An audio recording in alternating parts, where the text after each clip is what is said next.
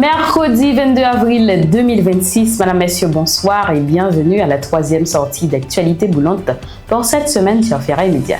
Marie-Gaëlle Villemé pour vous informer. Le département de l'Artibonite fait face à une détérioration alarmante de la situation sécuritaire. Selon plusieurs constats, plus de 70% du territoire serait sous le contrôle de groupes armés, alors que l'État haïtien peine à réagir de manière significative. Ce manque de réponse suscite de vives inquiétudes quant à la capacité des autorités à assurer la protection des citoyens. Autrefois considéré comme le principal bassin agricole du pays, l'Artibonite est aujourd'hui marqué par la montée en puissance d'au moins une quinzaine de groupes armés. Ces derniers imposent leurs propres règles, régulent les déplacements et perturbent fortement la circulation des biens. Dans plusieurs zones, les institutions publiques sont quasiment paralysées. Les répercussions de cette crise sont déjà visibles sur le terrain. De nombreux agriculteurs ont abandonné leurs exploitations, fuyant l'insécurité pour se réfugier ailleurs. Cette situation met en péril la production agricole nationale et accentue les risques d'insécurité alimentaire à l'échelle du pays.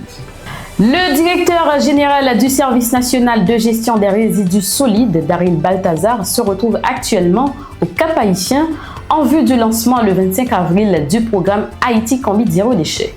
Cette initiative vise à renforcer le système de collecte des déchets et à mobiliser les autorités locales autour du maintien de la propreté urbaine, en particulier dans les zones jugées sensibles. Parallèlement, les autorités intensifient les préparatifs à l'approche de la saison cyclonique. Le ministre Almata Joseph Pierre-Louis a annoncé la mise en œuvre prochaine d'un programme de curage des canaux destiné à limiter les risques d'inondation. Cette double intervention traduit une volonté des responsables publics de conjuguer assainissement urbain et prévention des catastrophes naturelles dans un contexte de vulnérabilité accrue. Autre information à ce bulletin, le Premier ministre de facto Alix Didier Fils-Aimé doit se rendre ce mercredi à New York où il est attendu au siège de l'Organisation des Nations Unies après un séjour à Washington consacré à plusieurs rencontres de haut niveau. Dans la capitale américaine, le chef du gouvernement s'est entretenu avec le secrétaire d'État Marco Rubio qui aurait insisté sur des avancées concrètes en matière de sécurité et de gouvernance. Des échanges ont également eu lieu avec des responsables de la Banque mondiale et de l'Organisation des États américains. Cependant, cette visite est marquée par une absence notable.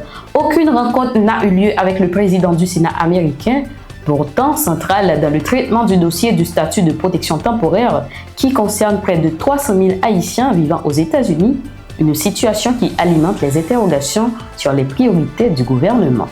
Après une interruption de courte durée, la compagnie Sunrise Airways a annoncé la reprise de ses opérations aériennes de et vers Port-au-Prince, effectives depuis hier mardi 21 avril 2026.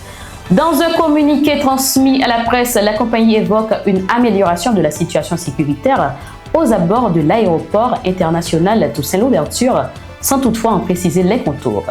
Une évolution jugée suffisante pour permettre la reprise des rotations aériennes.